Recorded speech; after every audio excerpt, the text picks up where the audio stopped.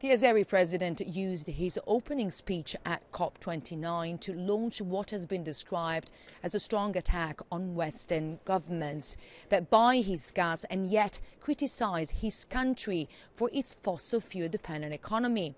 President Alijew used this platform in front of world leaders to repeat that Azerbaijan's natural resources were, quote, a gift from God. Every natural resource, whether it's oil, gas, wind, sun, gold, silver, copper, all that are natural resources.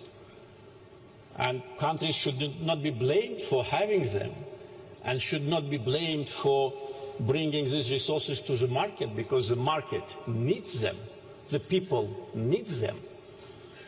So this is my message, and as a president of COP29, of course, we will be a strong advocate for green transition, and we're doing it, but at the same time, we must be realistic.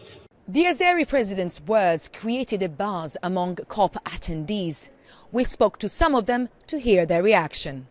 He is right and not right in a way, because it really is God's plan to have the natural resources in certain countries, and the fact that he's pointed out the hypocrisy is something we should really appreciate. It is true, but at the same time, we cannot deny that fossil fuels are harmful. So what do we do in return? We really have to make sure that the green energy transformation also gathers traction. The only way everybody moves is if you know that it's done fairly.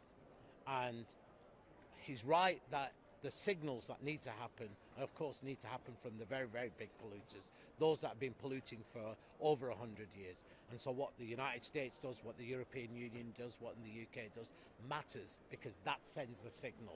Aliyev's speech set the tone for the leaders gathering ahead of the tough negotiations on the details of the final agreement.